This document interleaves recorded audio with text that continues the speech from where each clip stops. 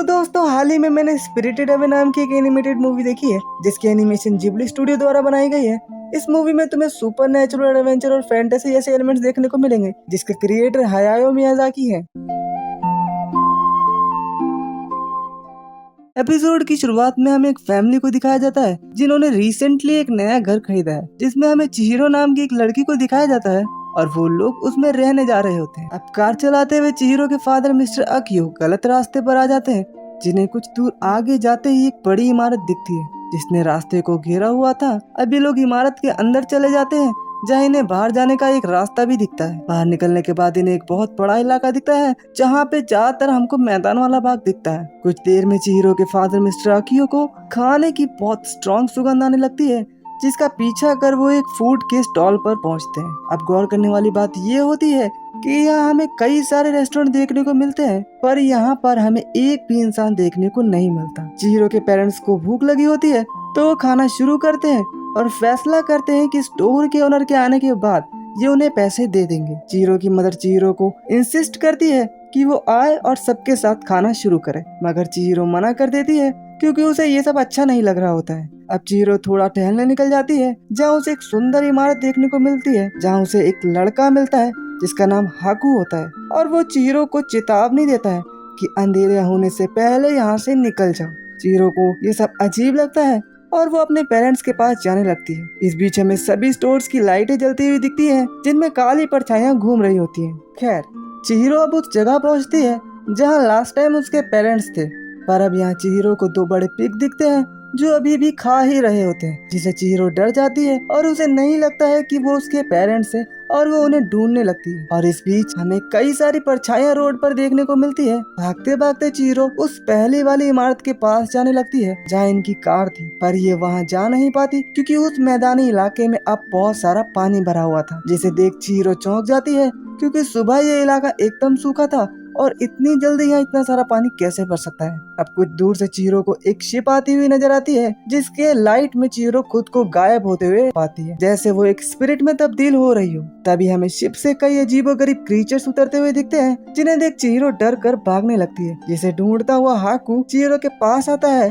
Haku वही लड़का है जिसने चिहिरो को आगाह किया था वापस लौटने के लिए। हाकू चिहिरो को भरोसा दिलाता है कि वो उसके दोस्त की तरह है और वो चिहिरो को कुछ खाने को देता है जो चीज स्पिरिट वर्ल्ड की थी जिससे चिहिरो की बॉडी अब इनविजिबल होना बंद हो गई थी। हाकू चिहिरो को लेकर उस सुंदर घर की ओर भागने लगता है जहाँ हाकू चिहिरो को पहली बार मिला था और हाकू चिहिरो को सलाह देता है कि जब हम उस इमारत के पुल पर हो तब अपनी सांस को रोके रखना नहीं तो सबको पता चल जाएगा कि यहाँ एक इंसान की एंट्री हुई है। अगले सीन में हमें पुल का सीन दिखाया जाता है जहाँ चिहिरो सांस रोके चल रही होती है।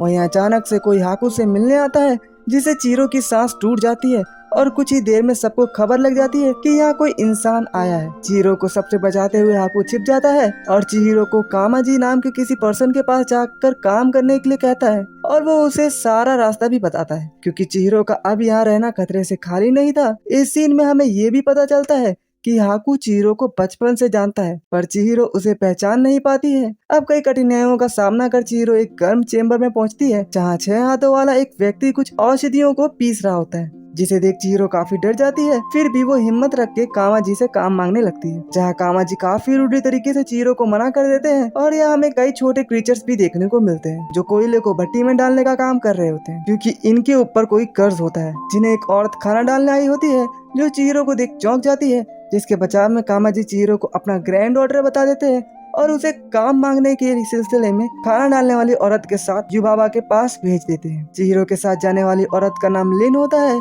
जो कहीं ना कहीं ये समझ गई थी कि चिहिरो एक इंसान है और वो उसे बाकी के लोगों से बचा रही होती है। इस जगह से हमें ये भी पता चलता है कि यहाँ बाकी के क्रीचर्स हॉट बाथ या स्प्रिंग बाथ लेने आते हैं। अगले सीन में हमें युबाबा का कमरा दिखाया जाता है जहाँ चिहिरो काम मांगने आई होती है। युबाबा अपनी जादुई शक्ति से चिहिरो को अपने पास खींच लेती है और हमें ये भी पता चलता है कि युबाबा ही इस पूरी जगह की ओनर है। अब चिहिरो युबाबा से काम मांगती है जहाँ युबाबा साफ इनकार कर देती है और युबाबा को चिहिरो और इसकी फैमिली के बारे में पहले से ही पता होता है कि उनके साथ क्या हुआ है। चिहिरो फिर भी हार नहीं मानती और ऊंची आवाज में काम मांग रही होती है, जिससे युबाबा का बेबी उठ जाता है और उसे शांत कराने में युबाबा को काफी मेहनत करनी पड़ती है, जिसके अंत में कॉन्ट्रैक्ट पर साइन करा के युबाबा चिहिरो को काम दे ही देती है, जिसे ले जाने के लिए हाकू को बुलाया जाता है और हाकू चिहिरो के साथ स्ट्रेंजर जैसे बात करता है। हाकू चिहिरो को सेन नाम से बुलाता है, जो नाम युबाबा ने चिहिरो को दिया था। अब आगे हाकू चिहिरो को लिन के साथ भेज देता है, जो उसे काम सिखाएगी। जहाँ लिन चिहिरो को देख खुश होती है और उसे उसका कमरा दिखाती है। यहाँ चिहिरो काफी दुखी होती है क्योंकि हाकू उसके साथ स्ट्रेंजर जैसा बर्ताव कर रहा होता है। अब हमें सुबह का सीन दिखाया जाता है, जहाँ युबाबा के कहीं जाने के बाद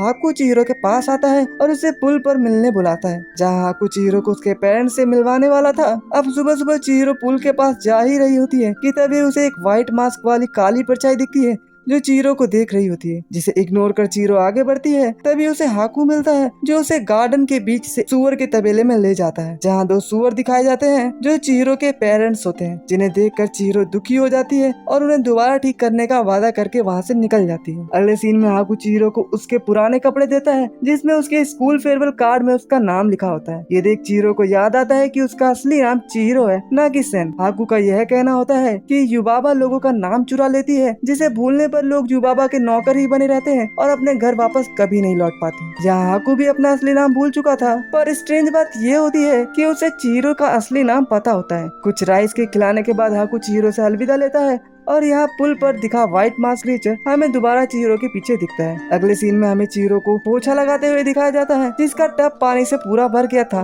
अब वो उसे फेंकने बाहर जाती है, जहाँ हमें फिर से व्हाइट मास्क वाला क्रीचर दिखता है, जिसे देख के ऐसा लग रहा होता है कि उसे चिहिरो पसंद है। चिहिरो उसे पानी से भीगते देख अंदर आने को कहती है। अब चिहिरो लिन के साथ एक बड़ा बार टब साफ कर रही होती है, जो काफी गंदा होता है। इस बीच हमें युबाबा को दिखाया जाता है, जिसे किसी के प्रेजेंस के बारे में पता चलता है। खैर, नेक्स्ट सीन में हमें चिहिरो को मैनेजर से हर्बल टैग मांगते हुए दिखाया जाता है, जिससे बाथ टब अच्छे से साफ हो जाए, पर मैनेजर उसे मना कर देता है। जहां उसकी मदद काउनाशी करता है। ये वही व्हाइट मास्क वाला क्रीचर है, जो मैनेजर का ध्यान भटकाकर एक टैग चिहिरो को दे देता है। कुछ देर में वे कई सारे टैग्स चिहिरो को देकर गायब हो जाता है और कुछ ही देर में हमें किसी के इस इमारत की तरफ आने के बारे में पता चलता है। ये एक बदबू वाली आत्मा होती है, जिसकी बदबू असहनीय थी और उसे बाथ टब में नहलाने का काम चिहिरो को दिया जाता है, जो उसे हर्बल टैग्स की मदद से पानी डालती है और लिन की मदद से वो उसको साफ करती है। अब चिहिरो को पता चलता है कि उसके अंदर कुछ फंसा हुआ है। ये बात सुन युबाबा समझ जाती है कि ये कोई बदबू वाली आत्मा नहीं है और सबको चिहिरो की मदद करने के लिए कहती है। इस आत्मा के अंदर से धीरे धीरे बहुत सारा कचरा निकलता है और अंत में वो चिहिरो को एक बॉल जैसा ऑब्जेक्ट देता है और चला जाता है। बाकी लोग उनके जाने के बाद सोना इकट्ठा कर रहे होते हैं। वही युबाबा चिहिरो के काम से खुश होती है, क्योंकि जिसकी चिहिरो ने सफाई की है वो कोई बदबू वाली आत्मा नहीं होती, वो मशहूर नदी की आत्मा होती है। अब हमें रात का सीन दिखाया जाता है, जहाँ एक छोटा मेंढक उस बड़े टब के पास सोने की खोज में आया होता है, जहाँ उसे काउनाशी मिलता है और वो उसे सोने की लालच देकर खा जाता है। अगले सीन में चिहिरो सोकर उठी रही होती है कि उसे पता चलता है कि कोई कस्टमर खाना खाने के बदले में लोगों को सोना दे रहा है, पर चिहिरो को कोई लालच नहीं होता, तो वो अपने कमरे में लौट जाती है। तभी उसे आसमान में एक ड्रैगन दिखता है, जिसका पीछा कुछ पेपर के बने ऑब्जेक्ट्स कर रहे होते हैं। ड्रैगन को देख चिहिरो समझ जाती है कि वो हाकू है और उसे खिड़की खोलकर कमरे के अंदर कर देती है और उसे पेपर के उन ऑब्जेक्ट्स से बचा लेती है। हाकू जो ड्रैगन के रूप में था वो काफी घायल था और वो तुरंत खिड़की से निकलकर युबाबा के कमरे की तरफ जाने लगता है। वहीं दूसरी तरफ कोआनाशी की खिदमत में सारे लोग लगे हुए थे। जहाँ चिहिरो युबाबा के कमरे में जाने वाले रास्ते में कोआनाशी से टकराती है और उसे शुक्रिया कहती है, क्योंकि उसने पहले उसकी मदद टैग देके की थी,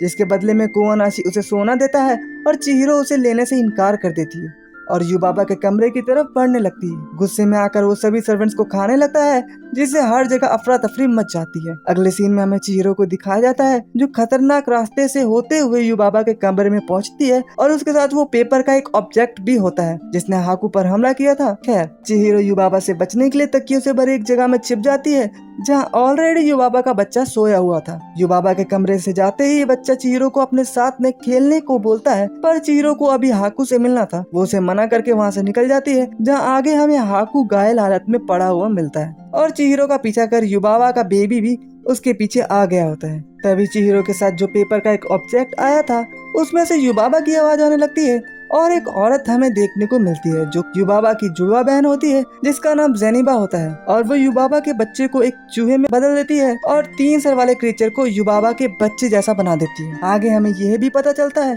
कि जेनिबा का यहाँ आने का मेन पर्पस हाकू से अपनी जादुई सील लेना है जो युबाबा के कहने पर हाकू ने चुराई है। सील के वापस ना करने पर जेनिबा उन्हें खाई में गिरा देती है जिससे वो दोनों कामाजी के चेम्बर में जा गिरते हैं। जहाँ कामाजी भी हाकू को इस हालत में देख हैरान होते हैं। तभी चिहिरो हाकू को एक बॉल जैसा ऑब्जेक्ट खिला देती है जो उसे नदी की आत्मा ने दिया था। इसके तुरंत बाद हाकू के मुंह से वो जादुई सील निकल जाती है।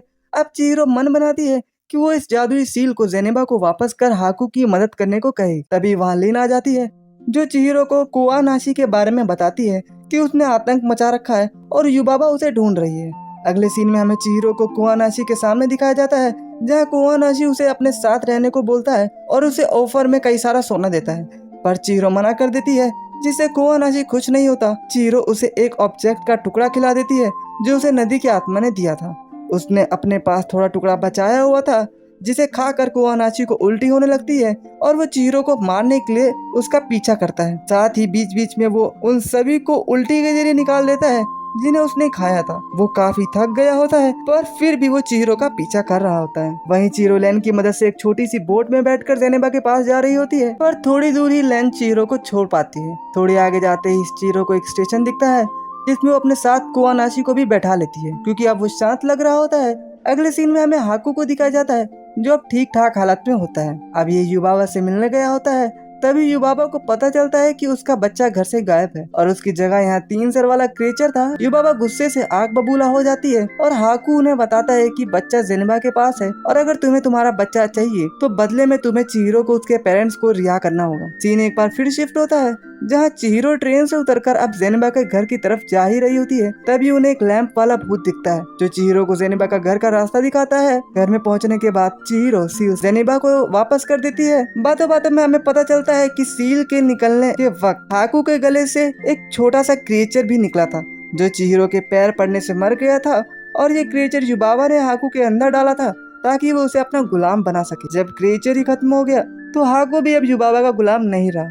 पर चिहिरो के पेरेंट्स के मामले में जेनिबा चिहिरो की कोई मदद नहीं कर सकती है। चिहिरो और जेनिबा के बीच हमें एक अच्छी बॉन्डिंग को दिखाया जाता है और जेनिबा चिहिरो को एक रक्षा करने वाला धागा देती है जो चिहिरो अपने बालों में लगा लेती है। तभी घर के बाहर हमें हाकू को दिखाया जाता है जो चिहिरो को लेने आया होता है। अब चिहिरो जेनिबा को अलविदा कर यहाँ से निकल जाती है। अब चिहिरो और हाकू आसमान में होते हैं। तभी चिहिरो अपनी एक पुरानी याद को हाकू के साथ साझा करती है जिसमें जब वो छोटी थी तब वो एक नदी में गिर गई थी जिसके बाद लोगों ने उस नदी को बंद कर उस पर घर बना दिए थे और उस नदी का नाम कोहाकू नदी होता है जिसे चिहिरो ये अंदाजा लगाती है कि हाकू का असली नाम कोहाकू होगा। ये सुनते ही हाकू के ऊपर से युबाबा का जादू टूट जाता है और हाकू अपने असली रूप में आ जाता है। साथ ही साथ उसे अपने बारे में अब सारी बातें याद आ जाती है जिसे अपना पूरा नाम मिगी हियामी कोहाकू और साथ ही उसे ये भी याद आता है कि बचपन में पहली बार वो चिहिरो से कब टकराया था। बचपन में एक इंसिडेंट हुआ था जिसमें चिहिरो अपने जूते के पीछे भाग रही होती है। तभी वहाँ पे हाकू आके उसकी जान बचाता है। नेक्स्ट सीन में हमें युबाबा को एक सुअर के झुंड के साथ दिखाया जाता है जहाँ हाकू युबाबा के बच्चे को वापस ले आता है और वादे के मुताबिक अब युबाबा को चिहिरो के पेरेंट्स को आजाद करना होगा। पर युबाबा ने पहले ही चिहिरो से एक कॉन्ट्रैक्ट साइन करवाया था, इस कारण उसे एक लास्ट गेम खेलनी पड़ती है। युबाबा के पास कुछ सुअर होते हैं, उनमें से चिहिरो को अपने असली माता पिता को खोजना होगा। इनमें से कोई भी चिहिरो को उसके पेरेंट्स नहीं लगते हैं और वो युबाबा को कह देती है कि इनमें से कोई भी मेरे पेरेंट्स नहीं। कॉन्ट्रैक्ट गायब हो जाता है और जादू टूट जाता है जिसके बाद हाकू चिहिरो को उनके पेरेंट्स के पास छोड़ने जाता है। पर हाकू उसे पूरे रास्ते नहीं छोड़ सकता क्योंकि वो अभी भी युबाबा के साथ किसी कॉन्ट्रैक्ट से बंधा हुआ था। वो चिहिरो को भरोसा दिलाता है कि वो भी युबाबा से बात कर आजाद हो जाएगा और एक दिन उसे जाकर जरूर मिलेगा। अब हाकू चिहिरो को अलविदा करता है। चिहिरो वापस उस पुरानी इमारत की तरफ जाती है जहाँ इनकी कार खड़ी थी। वहीं चिहिरो के पेरेंट्स चिहिरो का इंतजार कर रहे होते हैं और चिहिरो अपने पेरेंट्स के साथ अपने घर की तरफ निकल जाती है। तो यहाँ होता है इस वीडियो का एंड। कमेंट करके जरूर बताना तुम्हें ये वीडियो कैसी लगी। लाइक और सब्सक्राइब करना मत भूलना।